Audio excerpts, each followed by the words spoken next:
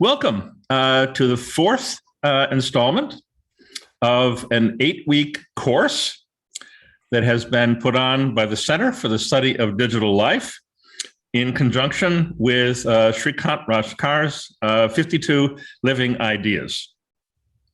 I want to thank Shrikant once again, as well as the rest of you, for participating in this series.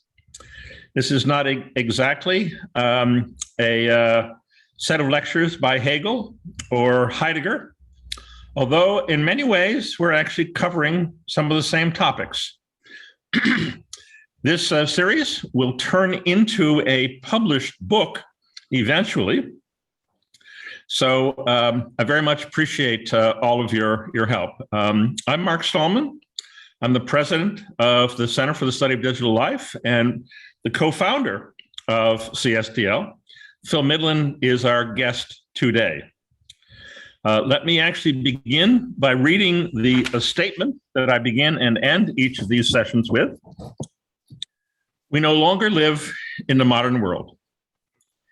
Digital technology has already fundamentally restructured society and our lives. In order for us to act responsibly in this new world, the causes and consequences of this paradigm shift must be understood. This class is designed to help with that understanding. Shrikant, would you like to describe the format of today's session? Yes, thank you, Mark, and wonderful to have you back. And it's an honor to have Phil Midland here. So the format is that Mark and Phil are going to make the main presentation. It's going to be both of them talking to each other, Phil making a presentation, going back and forth, Mark adding more comments. Once that is complete, we are going to go to Q&A. As I remind you every time, you are about to be hit by a fire hose of ideas. So you absolutely need pen and paper to keep track of all the questions that you have, all the thoughts that you have, because you're going to have an opportunity of raising all those questions.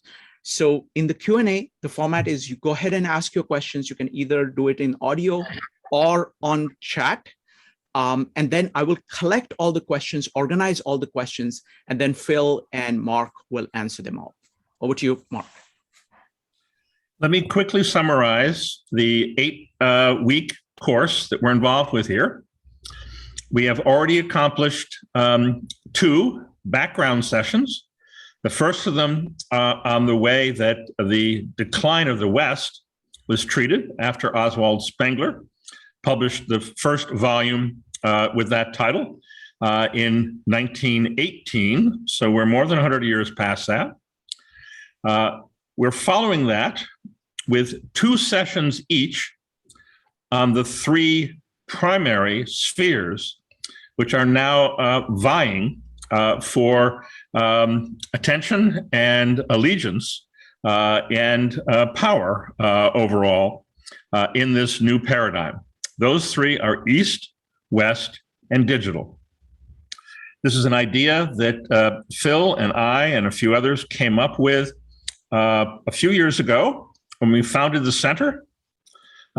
Today, we will complete the first half of the course, and Phil's presentation follows on last week's presentation by John Alton. I will take over next week with the beginning of 2 sessions on the West, beginning by describing why the West has declined, how it's declined as well. And then I'll follow up with some of the possibilities for how the West might recover. Then we will finish up with 2 sessions on the digital sphere, and that will complete the 8-week cycle here. Let me briefly introduce Phil. He and I met in 1997 when he was generous enough to invite me to participate in a technology conference in Wuhan, China.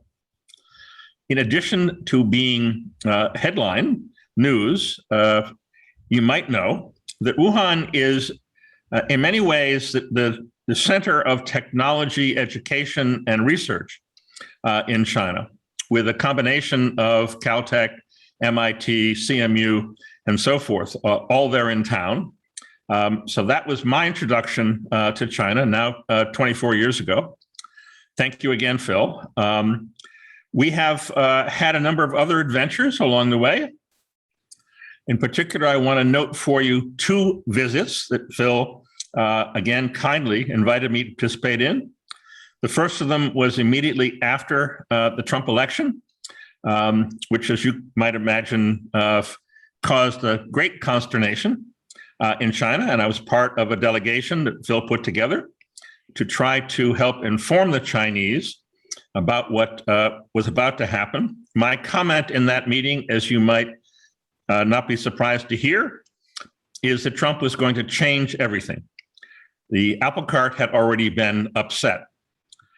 That was followed up, that was in 2017. 2018, Phil invited me to attend the Second World Congress on Marxism, which may be a topic that Phil will talk about today.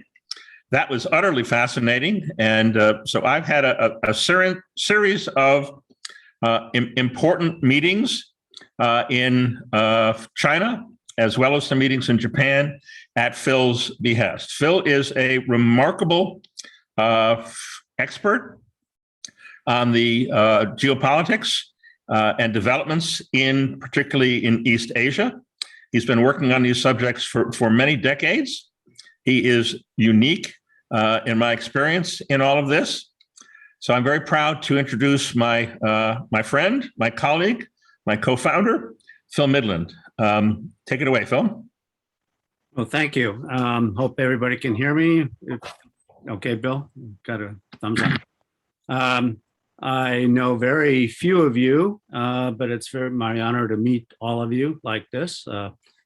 Debbie, it's great to see you. Wonderful. And John Alton and Mark, of course, Bill, I know well, a few others we've met. So it's great to be here and thank you. I won't take all the accolades Mark just threw at me. I've just been surviving, working China now for actually 50 years.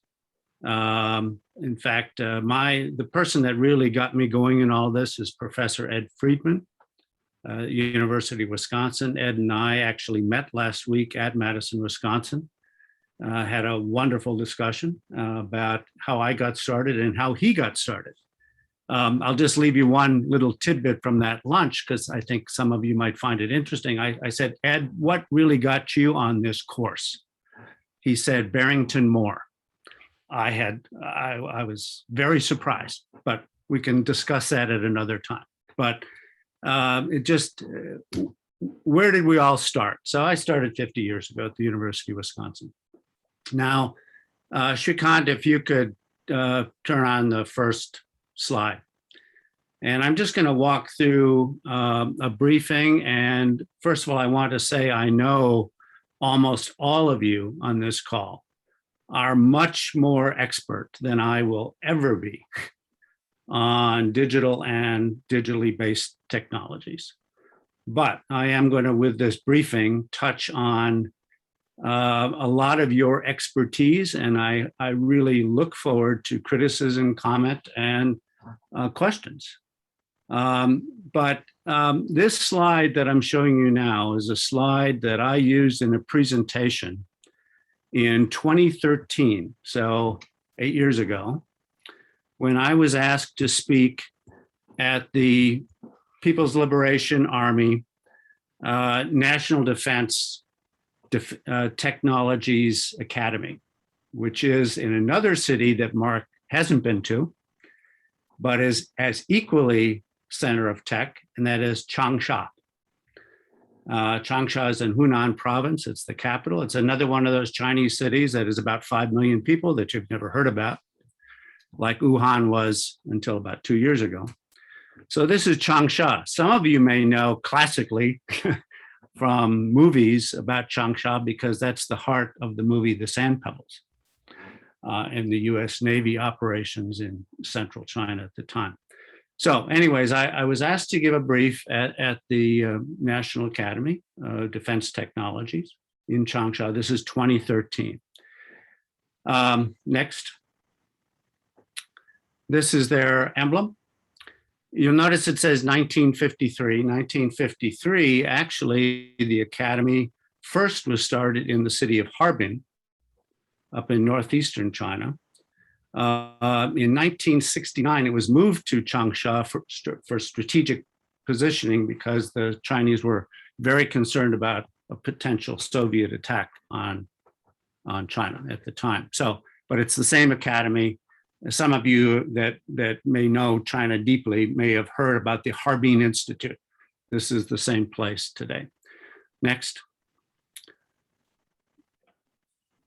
Okay, so what did I reflect on when I was asked to make this brief? And I'm somebody that I'm not giving opinions. I was brought up under Andrew Marshall, and my approach is net assessment.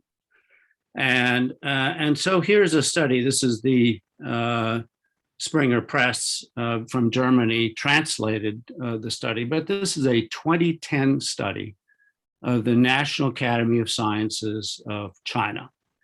And what I did in my presentation in 2013 to the Chinese was reflect on what they have put out as their roadmap to 2050. And Mark will probably comment later because Mark and I have discussed this particular set of documents quite significantly. Next.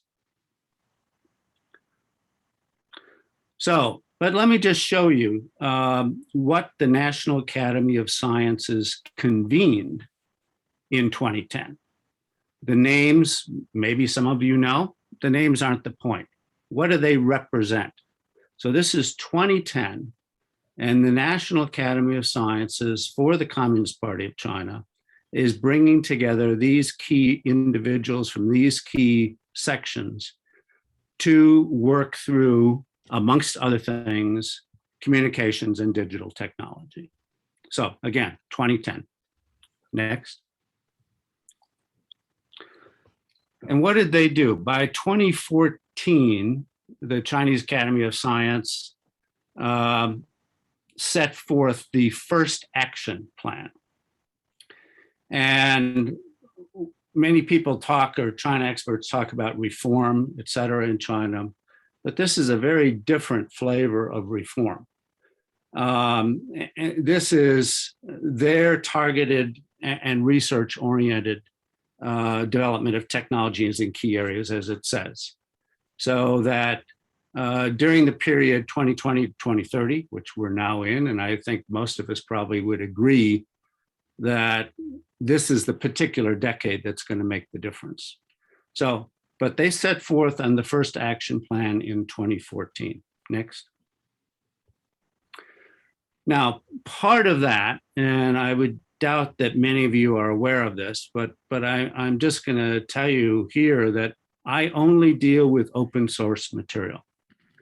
Most of the open source material is in Chinese only. It is not translated. And the National Mass Innovation of Entrepreneurship Spaces and Bases, and I'll get to the next slide on bases. But this is what came out of the National Academy, the Chinese Academy of Sciences plan to establish spaces and bases. So, and again, I'm just giving you, I'm going to give you this slide and the next slide, but these are the spaces, next, bases, okay? This just shows you the level of detail that they don't just sit around and talk about. This is execution. They did this.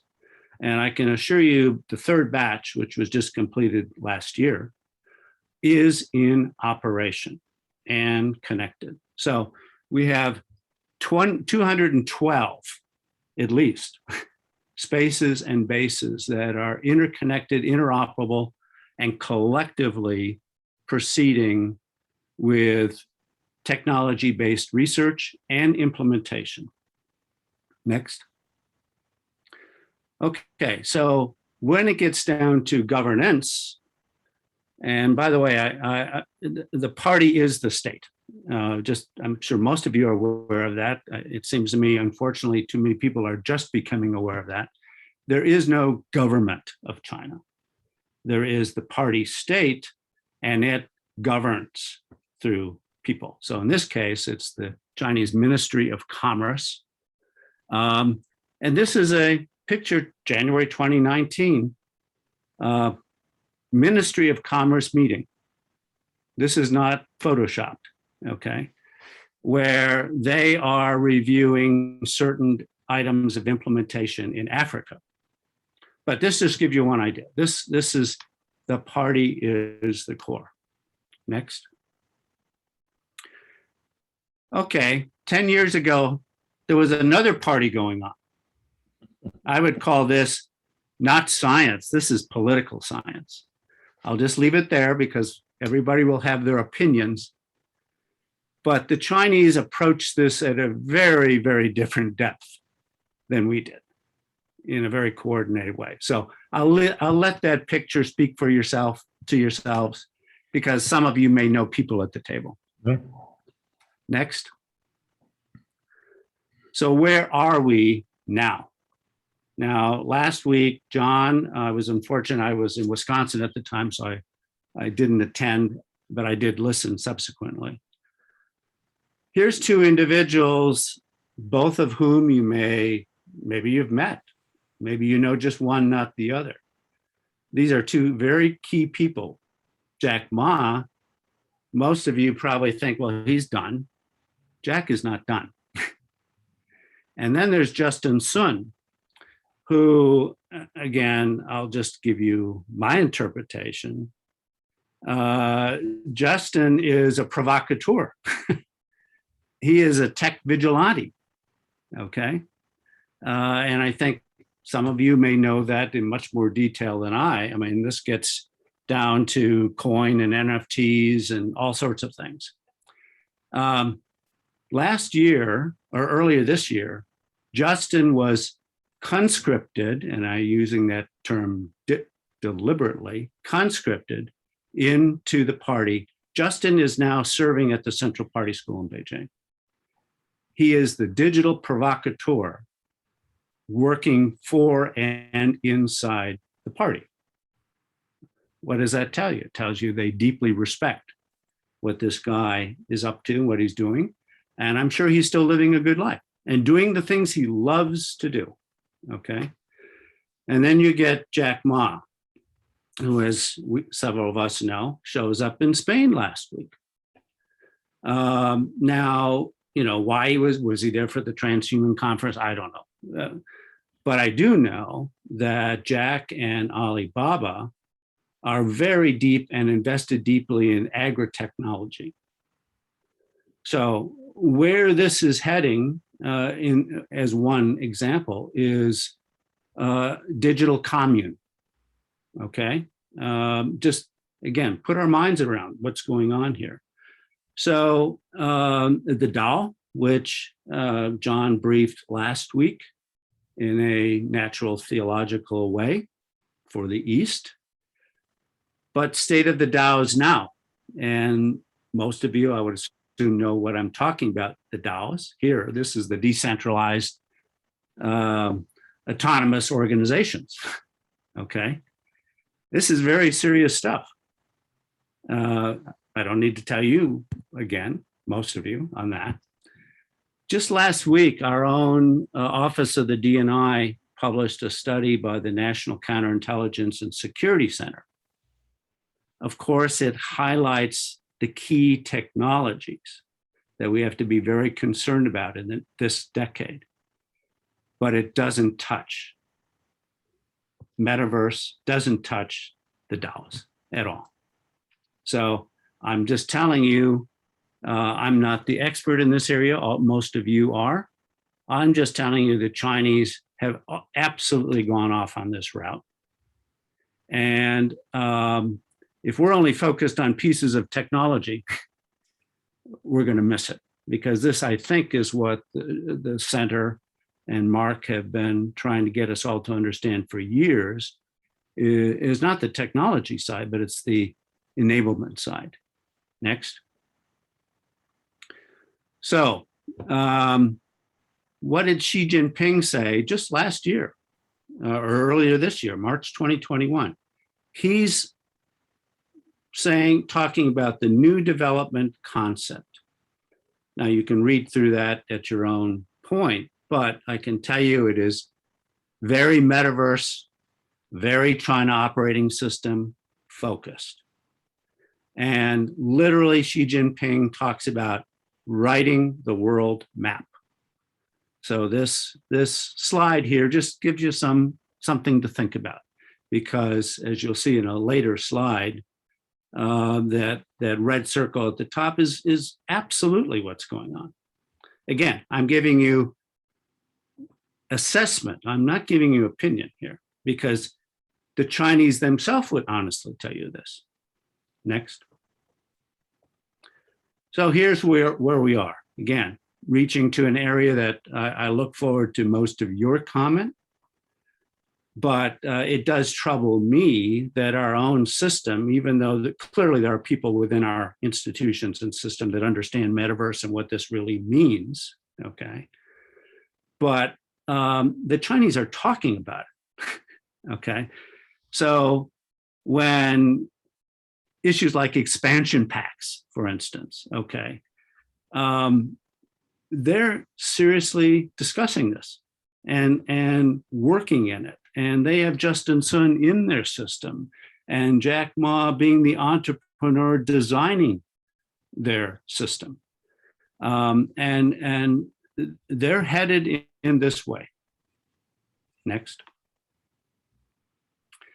So now I'll just leave you with a few assessments. And what has bothered me for now at least 6-7 months, and this brings in the pitch that John gave you all next week and many discussions that I've had with Mark and others. We have to ask ourselves why, what is their level of self-confidence here? What's going on? It's certainly more than technology. Technology is key, obviously, but it's the use of technology. And so they are displaying right now in a open architecture of governance, as it says here, a level of self-confidence which makes their individual actions, whether they're military, economic, or social, disturbing. I mean, you've probably just seen reports, because they're now in the open press, about the rapid acceleration of nuclear capability of China. This is something that, quite frankly, some of us have been watching for several years. And it's no surprise, but suddenly we're coming aware of this thing, and they're not part of any treaty. They're not part of START, for instance. So, so what's going on and why the level of self-confidence? Next. Again, let you just go through this and understand it in your own ways. But, they have the X as a service model going on. I've said for years, we all just need to be aware whether we want it this way or whether we think we can manage it. But our labs are their labs. And again, that doesn't mean kick people out as far as I'm concerned, but we need to understand that. Every lab in this country is being used for collateral research. And we just need to understand that. And key companies as well. Next. So where does this go? Now this does get to the bottom line, and that is we're at a Marxist ecology great state. And that is the common turn, like Marx, Engels could only dream of. But, and the Soviet Union could never reach because they didn't have the capital to do it. But China has the capital, and this is not just a thought process. And to simplify it by just saying this is the BRI, the Belt and Road Initiative, is way too simplistic. This is operating already globally. And next. So Mark mentioned paradigm. I would say, and I think Mark would probably agree based on conversations we've had, they understand the paradigm has shifted. And they are now proceeding in a nature biology way. They call it ecological civilization, of which climate change is a sliver of this. They go on the assumption that humans evolve. So how do you adjust human evolution? That is where they are going, and they will have a formal report to the 20th Congress of the Communist Party of China next year, about this time next year. A formal report will be delivered on ecological civilization. So they are on the road and implementing a nature-based new paradigm. Next. So now I'm just going to give you, I think it ended up with about 12, but this is a net assessment paper that we did in December of last year, and I've extracted some of the key points out of it just to leave you with here. But I think you can just read through them here. You don't need me to read them to you, but this point of ubiquitous society, again, this term ubiquitous society, this is point number 4, comes directly out of the 2010 Roadmap 2050. And to us here, this was, okay, another interesting term, the U society. But when now the party has taken ownership of data, I think we're starting to get the point. Next. Next slide. Okay. And this goes to basically the whole context of governance and operation globally. But one that obviously well, first of all, this point in number 8, conscript net citizens. It's interesting at this 2013 conference I told you about that I presented at, I used that term for the first time because, quite frankly, I'd never heard it before, but it made sense to me. This is what's going on. After my briefing, and this is in Changsha, a PLA colonel came up to me and said, "That's a very interesting term, digital conscription." So quite interesting. Obviously, I had struck something that they had already thought through. But whether you're talking about Justin Sun or Jack Ma, and these are just 2 examples, these guys are conscripted now. It's the way it is. They are now in national service. So then you get down to the point of the United Front. Some of you may know the history of the United Front, but this is their global enablement right now of people-to-people contact. And this is significantly expanded. And the whole point is anybody that's working with, for, or in China is, including foreign companies, in China for China. I mean, this is not a Phil interpretation. This is actually what they say. Okay, this is in documents. Next. So I would just suggest that you understand what you're getting into when you're doing venture investments and PE. That comes down to red capital, and they're guiding the fund. So, I mean, congratulations, I guess, to Goldman Sachs for getting 100% of what they think they're operating. But I hope Goldman realizes it's in China for China.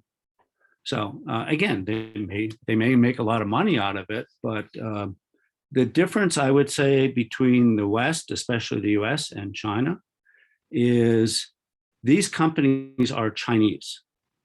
I think all of us would agree we cannot say Google and Apple are American.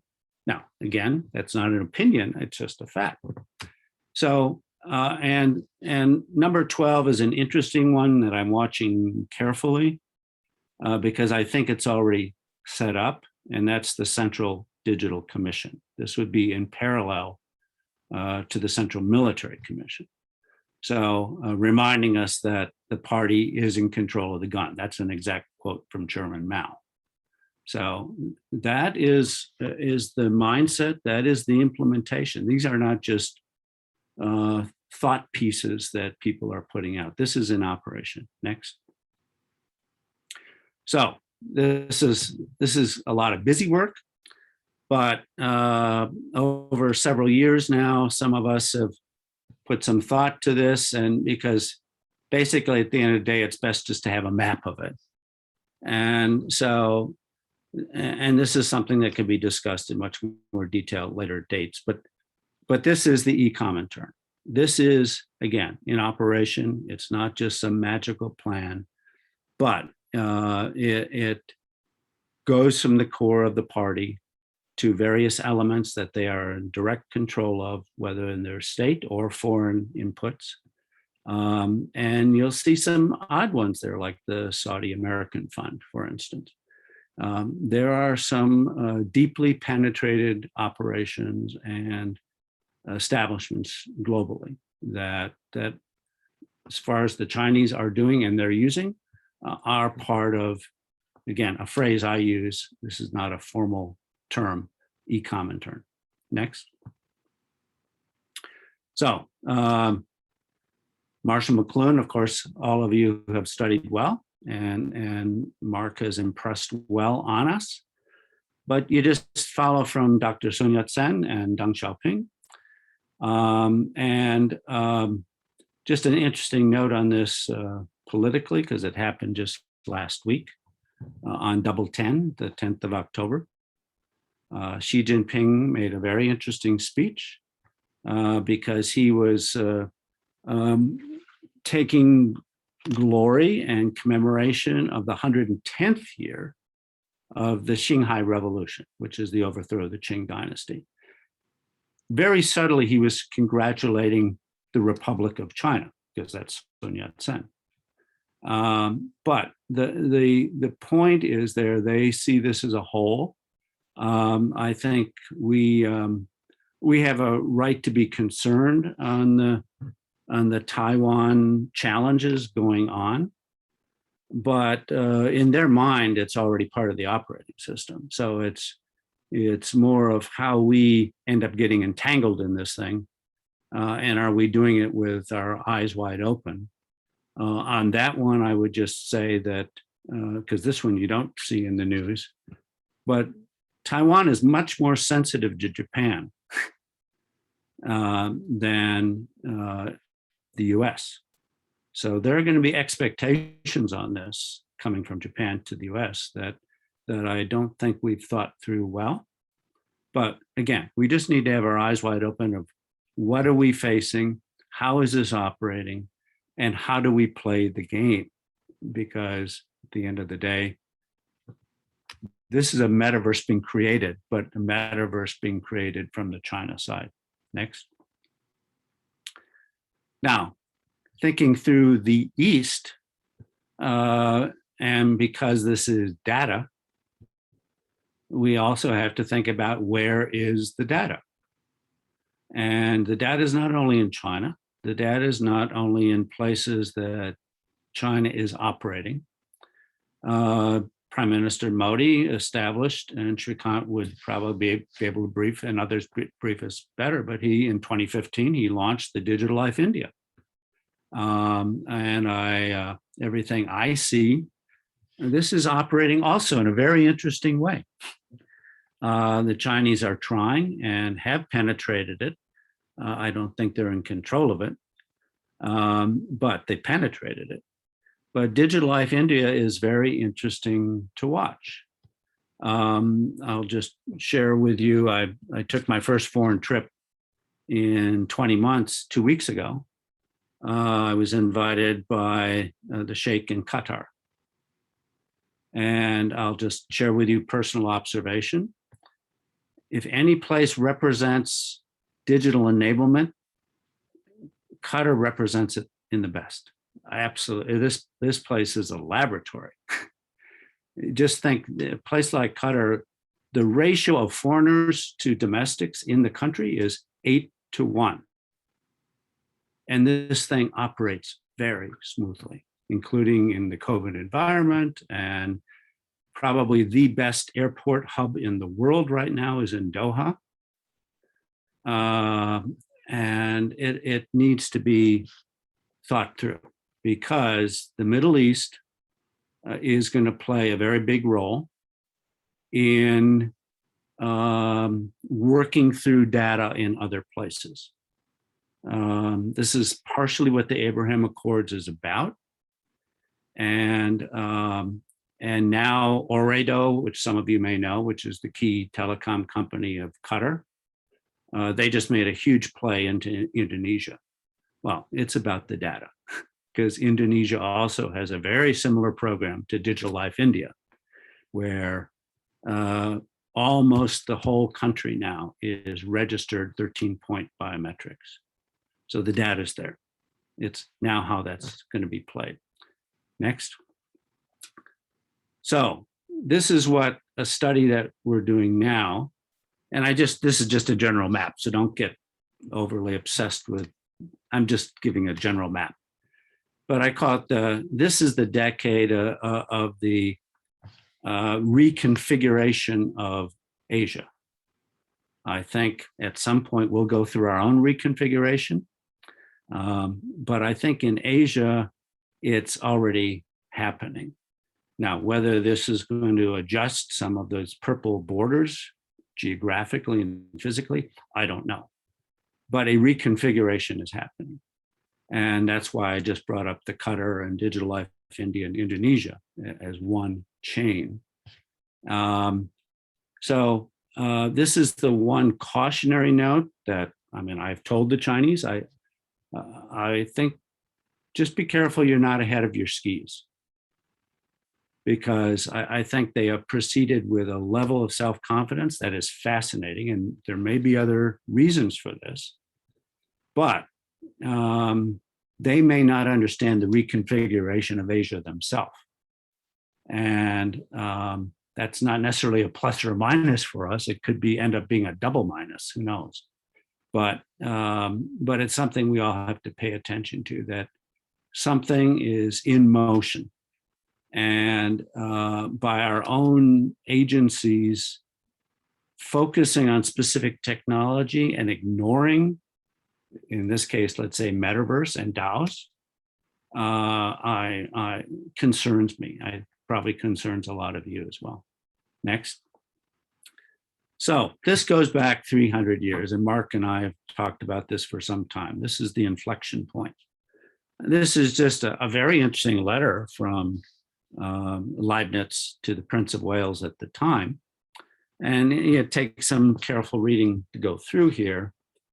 But essentially, he's calling out Newton and saying that, there's more to balance here than the Enlightenment may understand. And so I think even Henry Kissinger now acknowledges the fact that we're at the end of the period of Enlightenment. It's just that, do we know where we're going? So that, I hope it didn't mismatch your presentation, Mark, but these are things that I and others are deeply reflecting on at the moment. And I look to a lot of you who understand the technology side, and hopefully we can get our own side to a place where we're understanding what's going on. Just a key point that some of you probably know, but the largest number of players in Metaverse right now are in the Philippines. Why? Because they can earn $400 to $500 a month, and they're doing it. So this is in operation, and it's not just a kid's game, like most people who even know the term think it is. That there are transactions going on, and those transactions are reconfiguring. So I'll leave it at that. And Mark, over to you. Oh, thank you. This is absolutely fantastic. When we began this process of briefings, you presented in March of 2020 a series of slides that had everybody on the edge of their seats. I think you've surpassed that with today's presentation. Let me take my prerogative and ask a couple of questions of you. They may or may not help to move this forward before we jump to the questions from the audience. First is a topic that you and I have talked about many times. The second of the sessions in this 8-week course was called The Lost Cause. And that was a discussion of how the West has lost the plot in understanding formal causality. You and I have discussed this a bit, so I wonder if you might elaborate on how the East never went through that crisis, how forms are still very much held in high esteem, and the deepest thinking in the East did not suffer the same loss of formal cause. Well, Mark, as you and I have discussed for some years, the Chinese written language itself is an aspect of formal cause in order, in structure, in art. And now I would say in the digital environment, young Chinese are losing that skill set, or it's at least being reduced significantly, but there is a formal cause. Now, this gets to what John presented last week, my own personal concern and question: where is this self-confidence coming from? So I think that gets to a much deeper level, like John presented last week. There's something there. Okay, now that's not necessarily in this briefing, but there's something there. So the context of formal cause is very important. I would just, since we have some people on here, Jason, for example, who's in Moscow, the Russian Orthodox Church is deeply formal cause and provides the structure of the Russian state like most people aren't thinking through here. Now, I would say there's a jealousy of the Communist Party of China. They're still searching for that. But then again, maybe they've found it through another means. I don't know. But this gets to the spirituality issue, which you've raised appropriately and did to the Chinese 3 years ago when we sat down with them 4 years ago. So anyways, that's my answer on that. Secondly, we have construed a new sphere, the digital sphere, which will be the last 2 sessions in this 8-week course. Do the Chinese or the Indians or the Japanese recognize that something new has happened here, and how are they reacting to it? We have lots of headlines, particularly out of China, trying to rein this in, and you've already described how a few key individuals have been conscripted into this. What would you say about how the East is dealing with the potential threats from the digital sphere? First, on the conscription, there's many more than 2 that have been conscripted. Those just happen to be 2 very noteworthy ones that you wouldn't necessarily have expected. But let me, in sort of answer to your question here or statement, personally, I watch Japan very carefully. And because Japan has deep culture, China talks about the continuous state. Japan has had the continuous state. Right. And you can record it easily 1,500 years for Japan, easily. China, you cannot do that. So, and Japan has the core spirituality and the formal cause. So in late 2019, when the new emperor was enthroned, and it's the enthronement ceremony that's the key. that enthronement ceremony was by the book Tang Dynasty, by the book. And it had the largest viewing audience in the world of that ceremony was in China, amongst young people, who naturally asked, wait a minute, wasn't this ours? Mm-hmm. So we just have to pay, and that's why I very lightly brought up the Taiwan issue relative to Japan and everything else. There is a sensitivity that is very deep. There is a formal cause living in Japan. They don't blow it up in everybody's face, but it's there. I mean, everybody in Japan does something that is formal cause related, whether it's play the shakuhachi, which is the flute, or do ekebana, or do kendo, or whatever. Everybody does something, okay? And all of that relates them, formal cause, to deep culture. So it's there. China does not have this. China is all over the place. And so Japan is, again, you're all the experts, but maybe the fact that Japan got stuck on digital may end up being a positive. Who knows, but they're doing things right now that are unnoticed.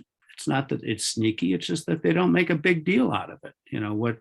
What they're doing in Indonesia and in India and in the Middle East and in Africa goes unnoticed, but I can tell you it's significant. And so this is another issue, but nothing is more important right now for the US than the US-Japan relationship. Nothing is more important than that. And we have to be really, really careful. So I'll leave it at that. Maybe you'll just elaborate briefly, and then we can go to Shrikant's questions. But I know you and I have talked a bit about the India-Japan relationship, which I think people are quite unfamiliar with. This goes back at least to the earlier 20th century, and I think is likely to be an important part of the reconfiguration you're talking about. Well, again, Shrikant and others would have more practical knowledge, but it does go back to Bose, and that's the core of Hinduism. But at the end of the day, in the Japanese mind, India, South Asia in general, including Nepal and Sri Lanka, this is core Buddhism. And so there's the arc of Buddhism that they would talk about strategically that goes from Colombo, Sri Lanka, up through India, over to Myanmar, through Bangkok, and to Tokyo. This is serious stuff in their mind. So yes, there is a very interesting relationship between Tokyo and Delhi. It's based from the Japanese perspective in the 1920s and 30s. And that's just history, it's not opinion. But that does convey to today with Prime Minister Modi and the BJP and other aspects. Now, I would say there's also another interesting aspect of that is they actually highly value the UK as well. In fact, I would say UK and Germany, I'll make a point, but the UK, this goes back, the only real alliance they've ever had with a Western entity, real alliance, was the Japanese-British alliance, which the British retracted in 1920. So if you really talk deep Japan, what's of interest to them are Britain, Germany, but Germany in the context of Humboldt. So this is 1850, okay? And the US, because we're the only ones that ever defeated and occupied. So there's a deep, deep respect for that, not bitterness, respect. So that's their mind, how they look at things. And there's a lot to be done with that, and things are happening with that. But anyways, I hope that answers your question. It did very well, thank you. This has been a quite remarkable overview. Phil, of course, could talk for a lot longer and break this down even further. But I'm enormously appreciative of Phil taking this time. And now I hand it over to Shrikant, and we'll try to assemble some questions from the audience. Wonderful, folks. It's time for questions. So what we're going to do is that we're going to have all the questions on the table first, and then we're going to organize them, and then I'm going to pose them for Phil and Mark one by one. Let's do one thing. Many people do not read the questions in the chat fully. So I'm going to invite Doc, Bill, and Daljit to speak out their questions. And while they're doing that, go ahead and type exclamation mark to line up for asking questions, or you can raise your hand in Zoom. So first up is Doc. Doc, go ahead. Yeah, and this isn't that clear in my mind, but it strikes me from your descriptions, Phil, that what China, and I think possibly also Peter Thiel and Facebook are trying to do here in the U.S. Amounts to, in McLuhan's terms, an extension of the corporeal into the incorporeal, and the giving us a meta self, but also giving, greatly expanding surveillance, all kinds of things you can imagine. But basically, it's based on a physical notion of the self, almost entirely, rather than a physical and mental notion, but a mental model that can be easily quantified and made explicit, and not very much about the soul. And to enlarge on that just a little bit, just to give you time, Michael Polanyi says we know more than we can tell, and what we know is largely tacit, it's not explicit, and science wants everything to be explicit. And the digital world, is one that's full of explicits and not much in the tacit side. The tacit side is where the soul lives. It is where we know more than we can tell and can never be fully understood, but is still where our hunches and insights and sense of self and transcendence and whatever else might live. And so I'm wondering if you've thought much about that. I mean, I think it's a fundamental problem with science, has been around for centuries, but Thank here you. we are. Yeah. Thank you, Doc. Great question. Next up is going to be Bill, Daljit, and Laura. Bill, what's your question? So this is a question for Phil on Phil, what you think the Chinese leadership believe.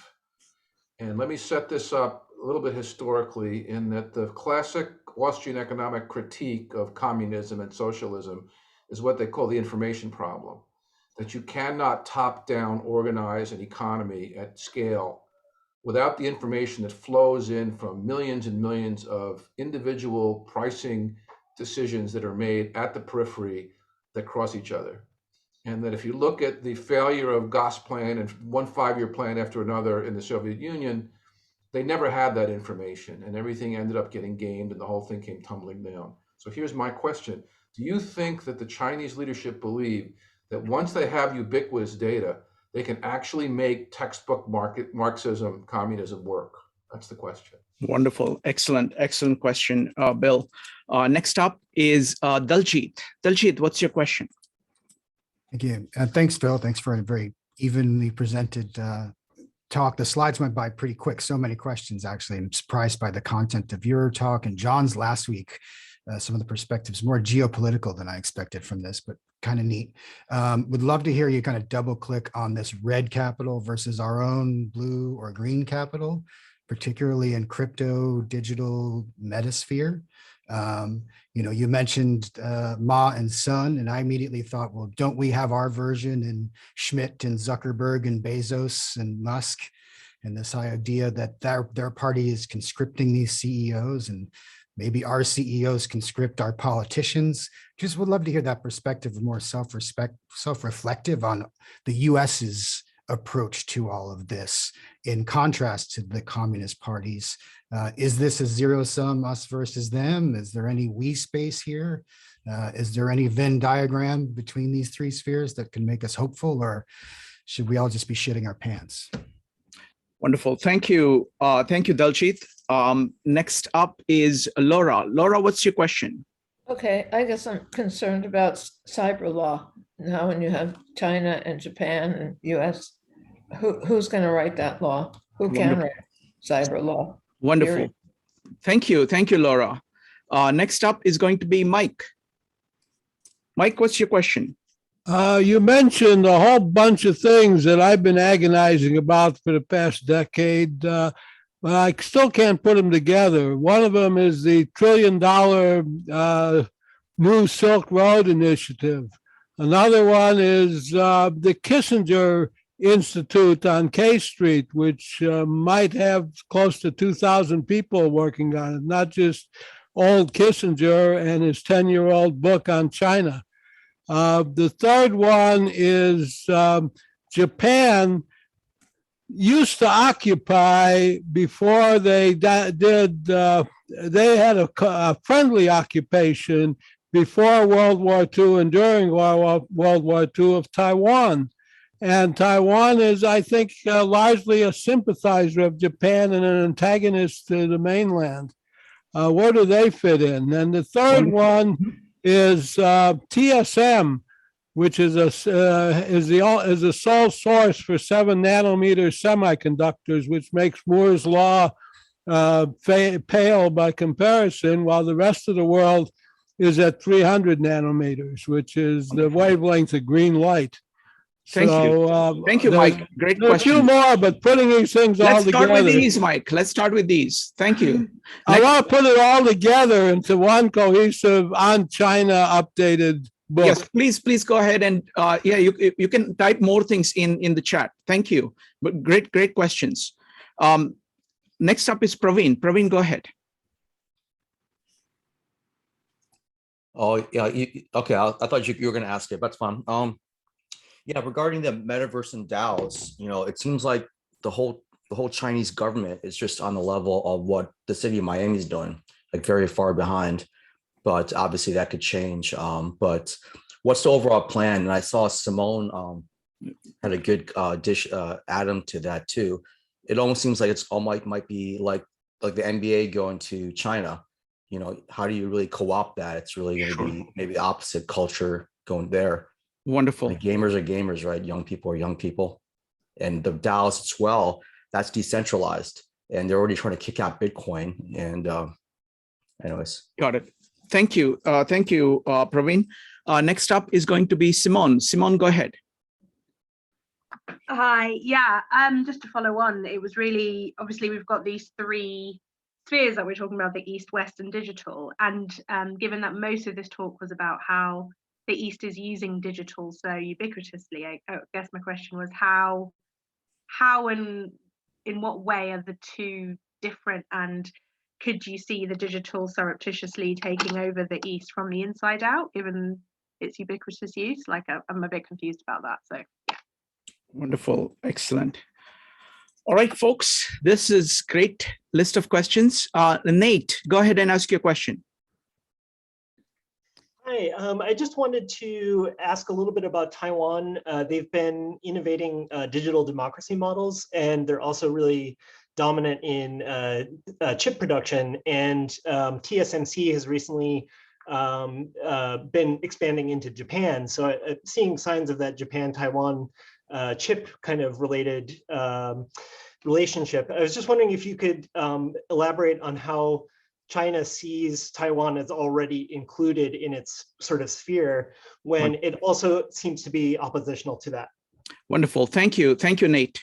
All right, folks, great questions. So what I want to do is I want to go through them one by one. I'm going to prioritize questions which focus more on China, and then we will go to all the digital things. So first, let's start with Bill's question. What does the Chinese leadership believe? Do they think that if they have all the information, they can succeed where the Soviets failed? Well, thank you for all the reflections and questions. Take some time to get, anyways, I view it as not answering questions, but really a discussion. So relative to what you just said from Bill, first of all, the Chinese did very, very serious study on starting with Glasnost and what happened to the Soviet Union.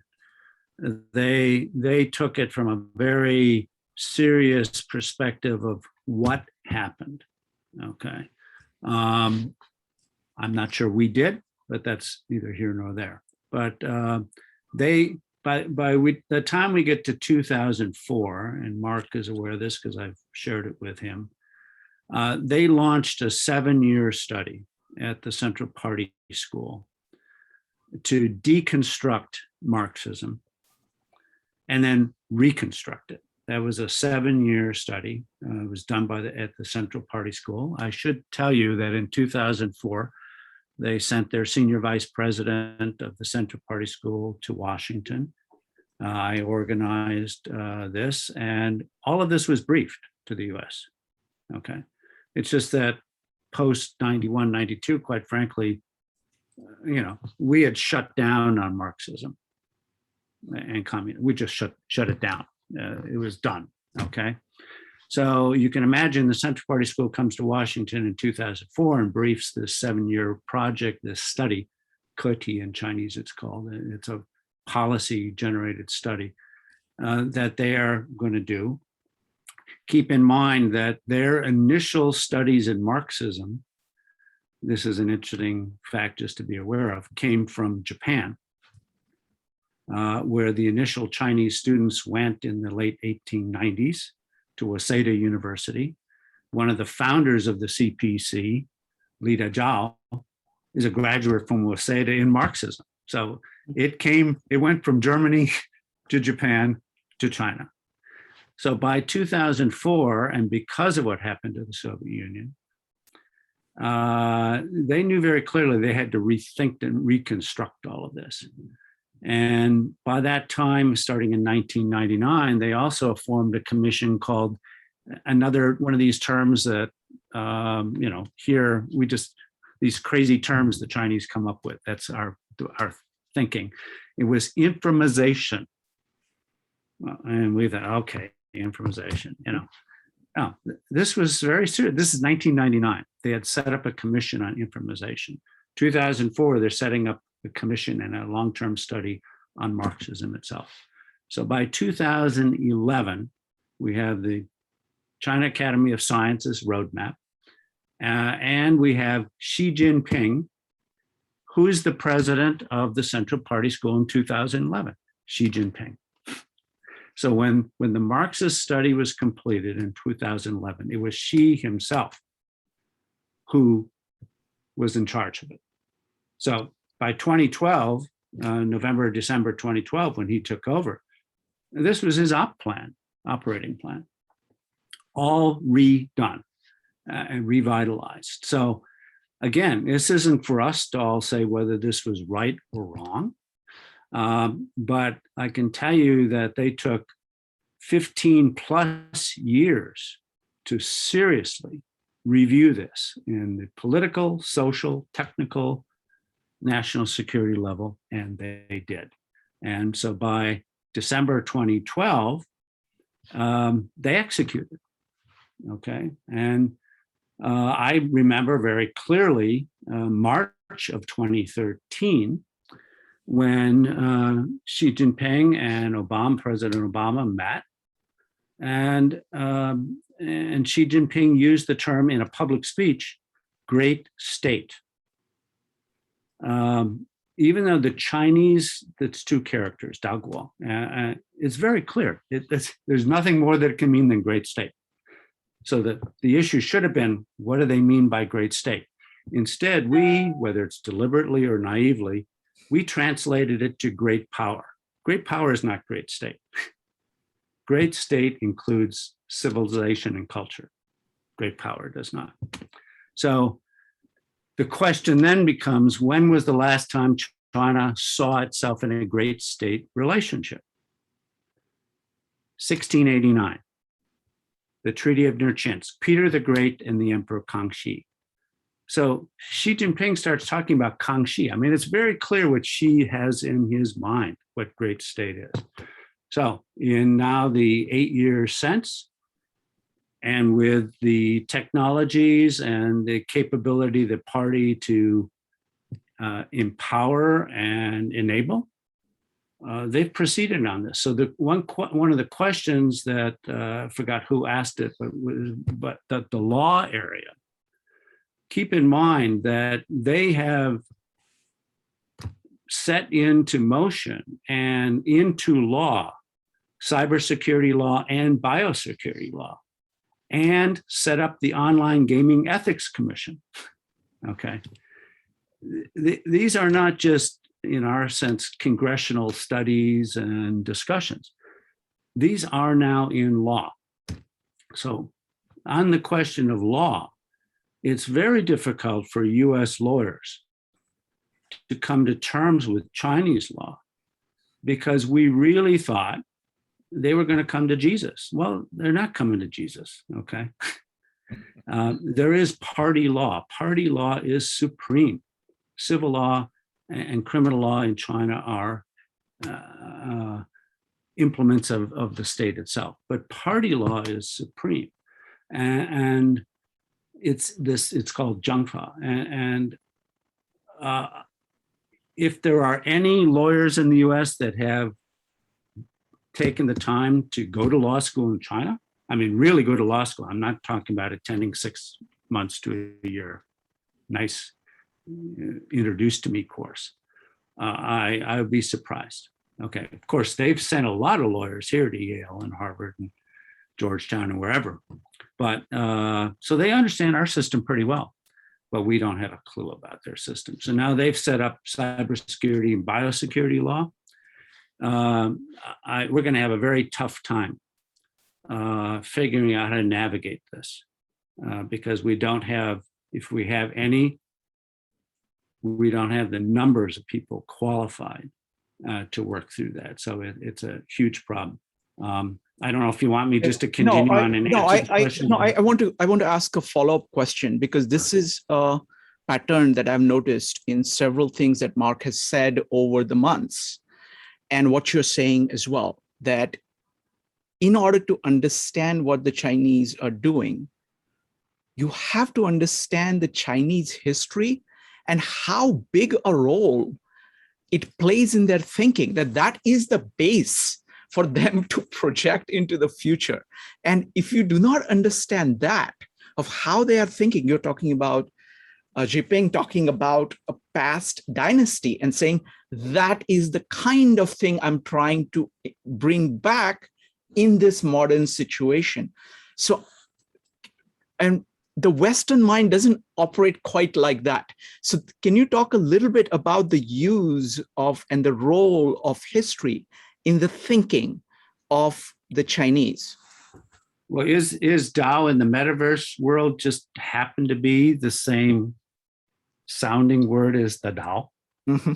Is that coincident? I don't know. It strikes me something's going on here. Then you take Alibaba's new chip, the E10. Well, I mean, most people hear, oh, it's called the E10. Well, what does E10 mean? It means leaning towards heaven. This is very Taoist, okay? So you can go pretty deep on this stuff, and because they, in many cases, they are working very hard to reflect culture and history, but like the example of great state that I just pointed out to you, I mean, great state in their mind is what they achieved with Peter the Great, okay? Westphalia is totally distanced to them, okay? To them, it was Nerchinsk. Westphalia, which was 40 years before, about the same time, is irrelevant. I mean, that was Sweden and France. Okay, this is Russia and China. Okay, and so simple, you know, their naming of things.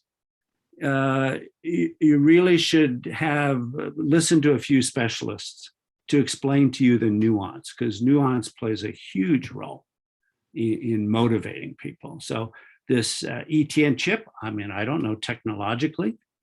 They say it's 6G compatible. I don't know, okay. In their mind, that's what's going on. And then you get into ubiquitous society. And again, they feel, for whatever reason, that they have the self-confidence to proceed, because now they have really put the party in operation through digital means. It's done. And could it cave in? Absolutely, it could cave in. I'm not sure we want that to happen either, by the way. But on the other hand, what Andy Marshall and I discussed 15 years ago, what if they get it right? Do we even take time to answer that question? What if they get it right? So, Mark, you're next. Let me just pick up with a brief anecdote to amplify aspects of what Phil has just said. When I got the phone call from Phil saying, pack your bags, you're leaving tomorrow to go to Beijing to attend the second World Congress on Marxism. Along with that came the indication from Phil that he had been attempting to get 2018, I think, right, Mark? It was 2018, correct. The first was held in 2015. So the sequence that Phil's just described to you from 2004 to 2011, they then built a building with 500 researchers on PKU University grounds to study this topic of Marxism and make it much more widespread. There are now schools of Marxism across all the college systems. So I wound up packing my bags, flying off to Beijing because, as I recall, Phil had attempted over the course of months to get Harvard, Yale, Princeton, wherever else, just to send somebody. Right. And this is 2018. This is 3 years ago. The top experts did not think it was worth their time. When I got to Beijing and went through the conference, I had two goals. The first of them was there were a whole series of headline Marxists from the West who had been invited. And I made it my purpose to make sure that I sat with them at lunch to ask them the question, do you recognize this as Marxism? The answer was uniformly, this has nothing to do with the Marxism that we thought. We're not even sure why we're here in Beijing. We're apparently some sort of a window dressing, but we don't get it. So to Bill's question, what the Austrian economists, Mont Pelerin Society, and so forth, that world, libertarian world that Bill had been involved with, that was against these Marxists who had no idea what was going on in Beijing. So the first answer to Bill's question is, this ain't your grandfather's Marxism. The second goal I had was I wanted to talk to as many of the senior Chinese as I could at PKU. As it turned out, they were all very gracious, did not speak English, so they provided translators.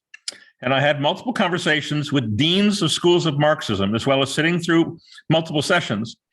Once upon a time, I studied Marxism.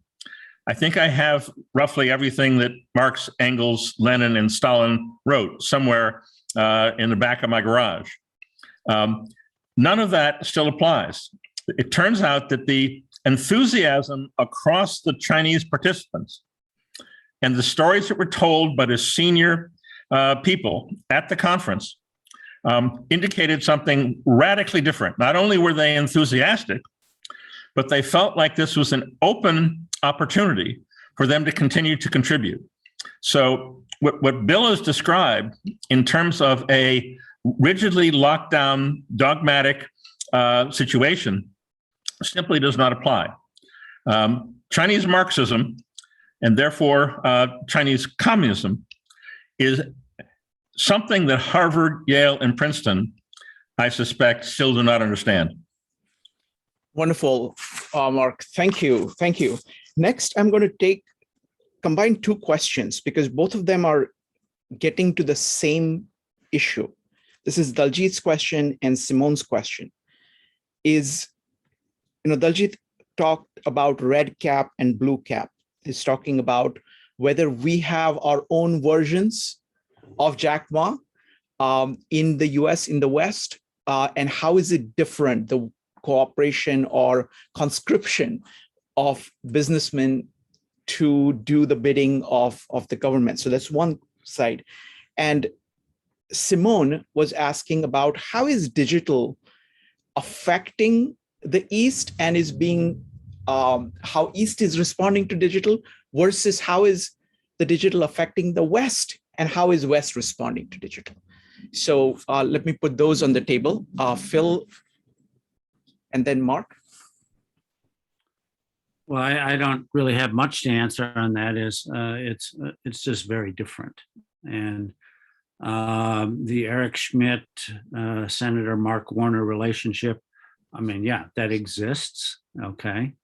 I just don't think you can convey that at all to what's going on with the Standing Committee of the party and the China Academy of Sciences and China Academy of Engineering and China Academy of Social Sciences. Those are the three academies. It's systematically just not in the same. Excellent. So. Excellent. The second question is, how is East reacting to digital versus West reacting to digital? And how is digital shaping, if at all, East and the West? What do you see on that? Well, that's why I find the context of India right now and the interests that are brewing and have been already started from Middle East funding, Mubadala and UAE and the QIA from Qatar, et cetera. This is, their eyes are opened, and it's much more than making money to them. So again, I just, as I reflected very briefly, I think it's worthy for those of you that have an interest in that. You should take a look for what's going on in Qatar because it's quite fascinating. Much better managed than anything you'll see in Saudi or UAE. Wonderful. Mark, on either of the questions? I know Eric Schmidt personally. I will guarantee you that Eric Schmidt has not been conscripted. It's the other way around. The National Commission on Artificial Intelligence, run by a committee that Eric Schmidt headed, was read by everybody as an attempt on the part of Eric Schmidt and his friends to take over any expansion in DoD funding and to effectively take control of what should have been under the direction of DoD. There's nothing that I have found independently within defense, or not that I know this that well. Phil knows it much better than I, intelligence communities and beyond, that there's nothing in any of that in the United States which could stand up to what Phil has described here in terms of China. Peter Thiel is a relatively open book. I've met him a couple of times. I wouldn't say that I know him as well as I know Eric Schmidt, but this is a hardcore libertarian who will also not be conscripted. He is far more interested in taking advantage of the game through Palantir and so forth than the other way around.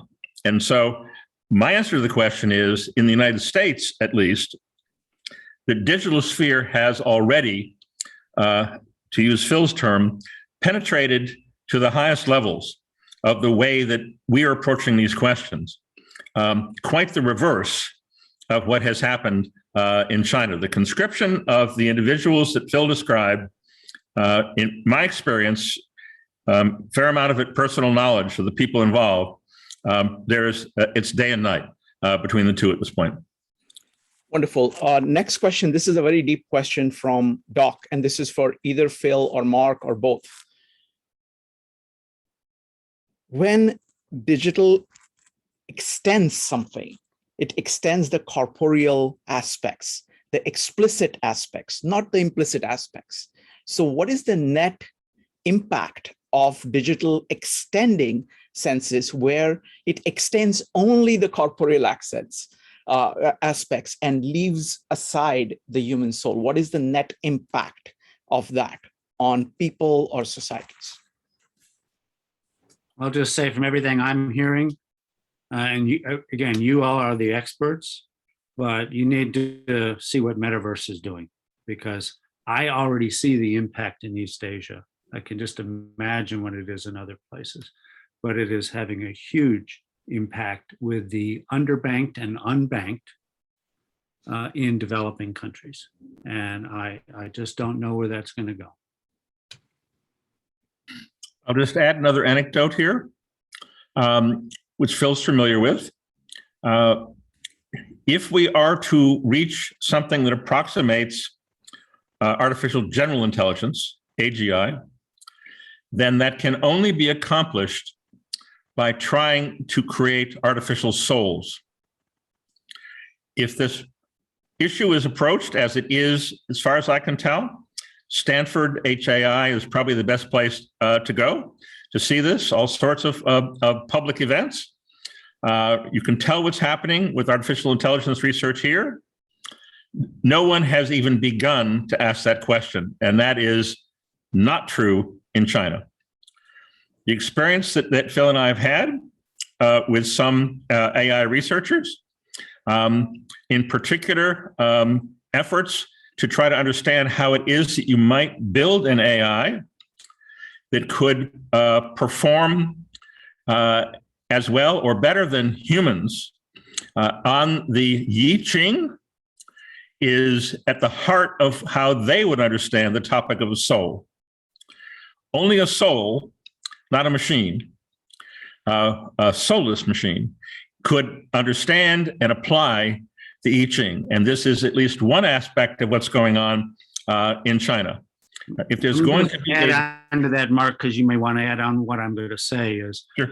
Mark and I were briefed by a person from the China Academy of Social Sciences who shared with us that they had just received, and this is 2 years ago, they had just received a directive from Xi Jinping directly to the academy to dig into history. And so therefore, this gentleman explained to Mark and I that in fact, the academy had just completed the translation, the complete translation of Aristotle from Greek to Chinese. They were not going to trust anything but the Greek. So they took 7 years, another 7 years to do this. And he was telling us they had just completed that. So why do they go to the trouble of doing that? And there's clearly something very deep that's driving them. Similarly on Marxism, when they did the reconstruction of Marx, they went to the German. They didn't want to deal with what the Japanese had told them anymore. They went to Germany and they went to original documents and took the time, 7 years in this case. So one has to give them on the soul issue and even the enthronement of the Japanese emperor, real study of the actual Taoist Tang enthronement. They took the time to understand it. So I don't want to take much time here now, but for those of you who've heard this term, as you probably know, TANG, which we might wish to pronounce as the Tang dynasty, is pronounced Tong, and that's what Phil's referring to. This is at the heart of answering Bill's question, what do the Chinese elites think? They believe, based on my conversations with them, that they are living through 700-year cycles. The most important last example of that was the Tang dynasty, which is to say roughly around 800 AD. If you study the Tang dynasty, you will probably quickly find out that there are no serious experts on the Tang dynasty still alive in the West. The last experts at Cambridge and so forth have passed on. And so that might be an interesting place for you to study. And it's quite remarkable, and you can study it in particular by looking at Joseph Needham's Science and Civilization in China. If you take a look at that and how he treated the Tang dynasty, you get a much better understanding of how today's Chinese leadership views their responsibilities in terms of science, civilization, and indeed the human soul. Thank you. John, you had a comment on this? You're muted, John. There you go. John, go ahead. I can't hear you. Still can't No. hear. John, there is a problem with your audio, so you will need to increase your audio settings. Once you have it fixed, go ahead and type exclamation mark again. Thank you. Thank you, John. The next question is on the metaverse. Phil, you talked about the metaverse. So somebody asked, I think it was Praveen, what are their plans for metaverse? Where do they see it going? I think you would all know the metaverse is not a singular entity.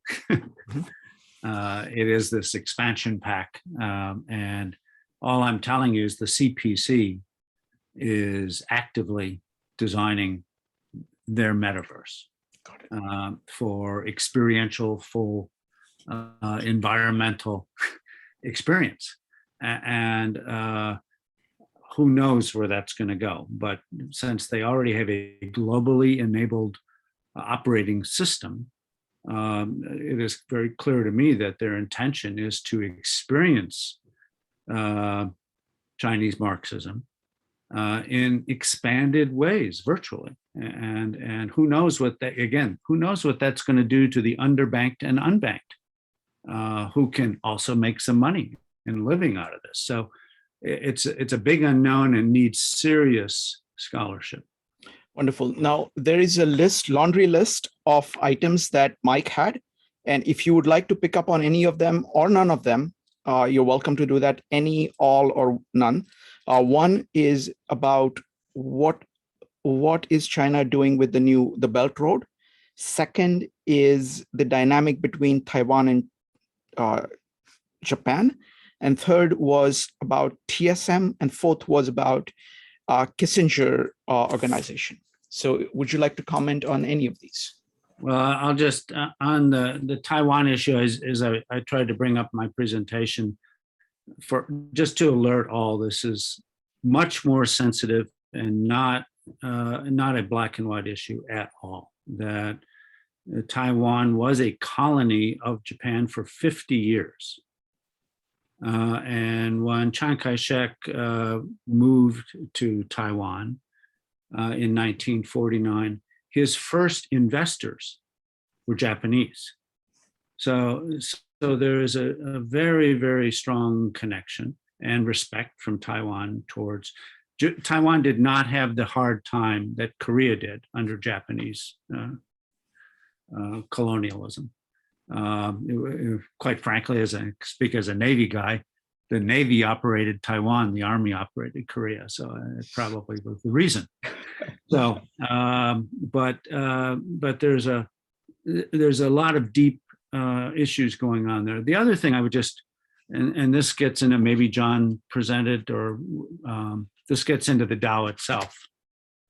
There is a suspicion among some quarters on the mainland that the reservoir of Tao was actually also moved to Taiwan. So there's a super sensitivity there, that where is the actual reservoir on this? And so there are big cultural issues, and it's not just reunifying the country straightforward. So.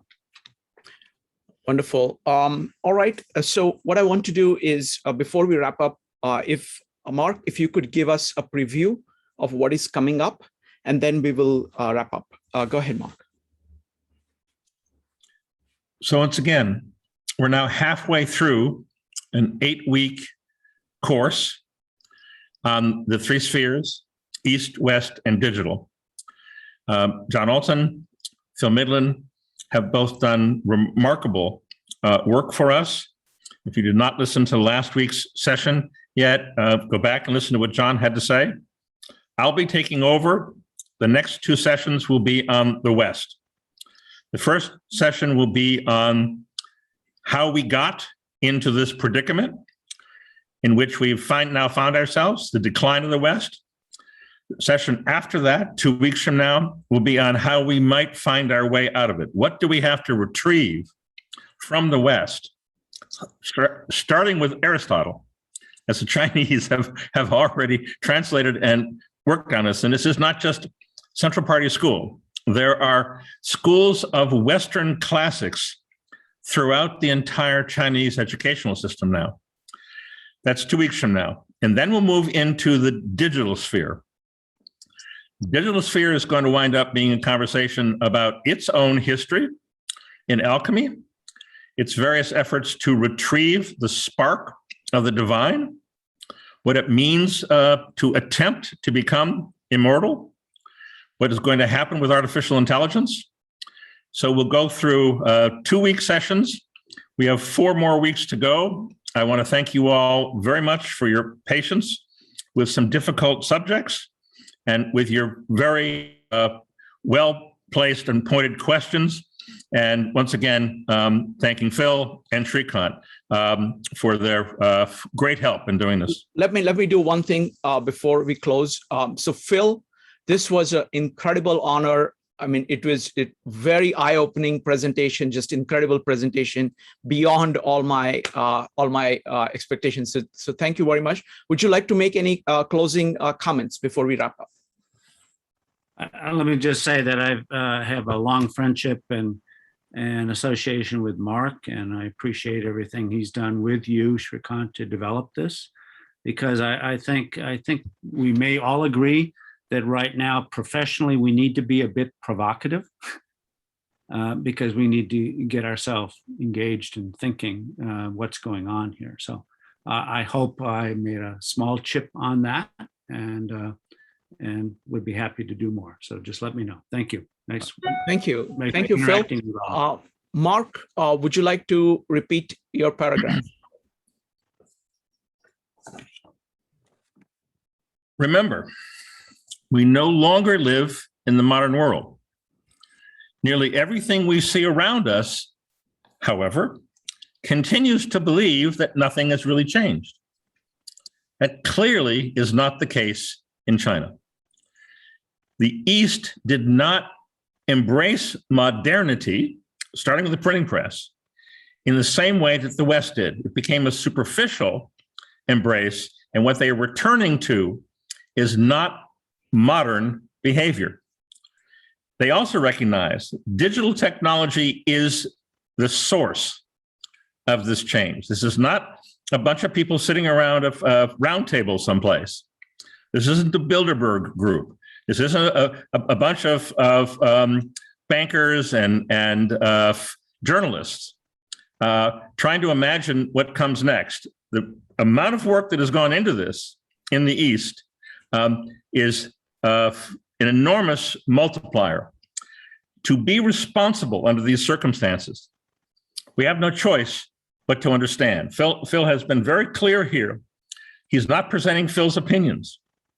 Phil has been presenting documented, well-known, but unfortunately in many quarters, still ignored developments. What we're trying to do in this class is to help with the understanding in order to then move towards taking responsibility for this. And again, I thank you very much. We've got 4 more sessions to go. I look forward to those and your reactions as well. Thank you.